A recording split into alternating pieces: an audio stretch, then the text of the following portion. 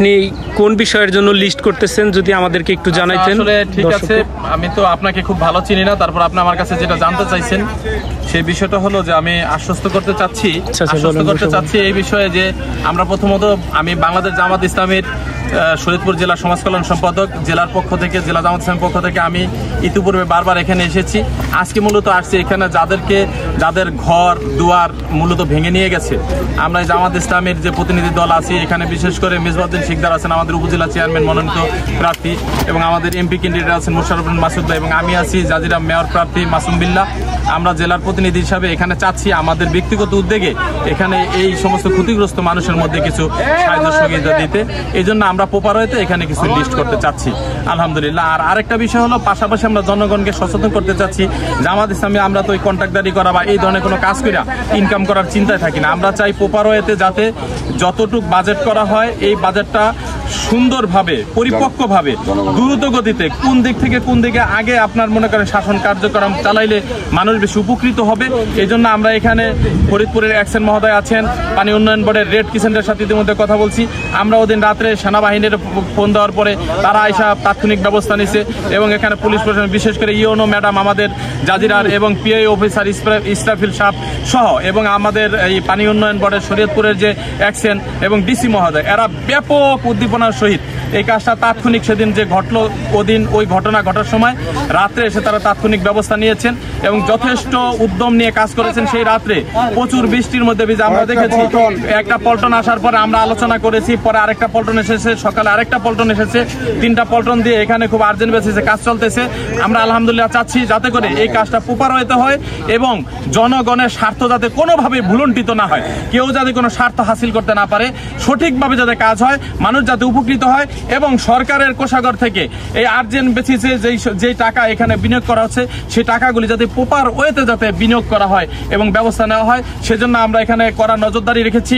এবং আমরা সেখানে এলাকার সচেতন লোকজন এবং আমরা সচেতন নাগরিক হিসাবে চেষ্টা করতেছি যাতে কাজগুলি প্রপার ওয়েতে খুব সঠিকভাবে সুন্দরভাবে তাড়াতাড়ি ব্যবস্থা নেওয়া হয়, এই জন্য আমরা কাজ করতেছি। পাশাপাশি এখানে যারা মূলতই ক্ষতিগ্রস্ত হয়েছে, যাদের ঘর, কারো দোকান, কারো বাড়ি ভেঙে নিয়ে গেছে, তাদের আমরা একটা লিস্ট করতেছি।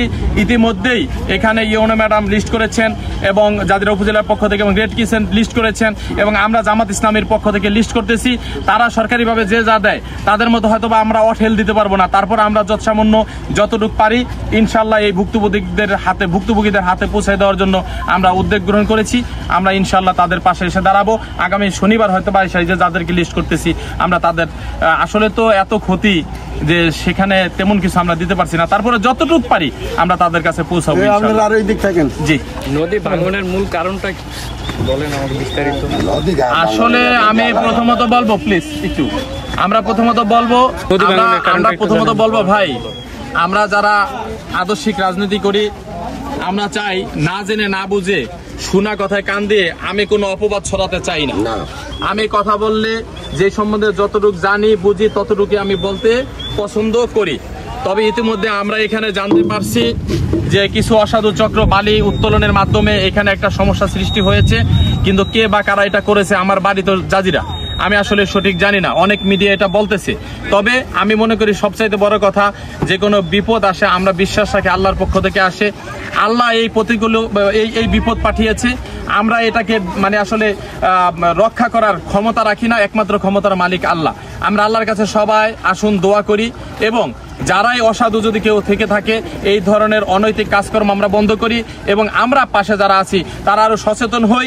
কেউ যদি বালি উত্তোলনের মাধ্যমে এই পার্কে এবং এই জনমানুষেরকে যদি বিপদের সম্মুখীন করতে চায়, আমরা এই সচেতন নাগরিকদের কাছে আমরা আবেদন করছি, আপনারা দয়া করে সবাই ব্যবস্থা নেবেন, প্রয়োজনে আমাদের নাম্বার রাখেন, আমাদেরকে জানাবেন। এই পারে আপনারা কি থাকবেন ইনশাআল্লাহ? এই পারের ক্ষতি হবে, জনমানুষের ক্ষতি হবে, আপামর জনমানুষের ক্ষতি হবে, এটা আমরা তো দূরের কথা কেউ মেনে নিতে চায় না।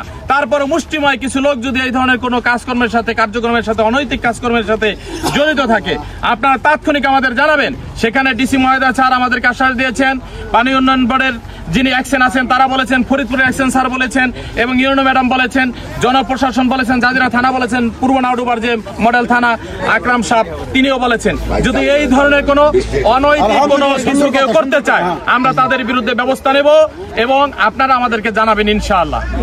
ভাই আর কিছু জানার আছে প্লিজ? না ভাই, ধন্যবাদ। আপনাকে ধন্যবাদ।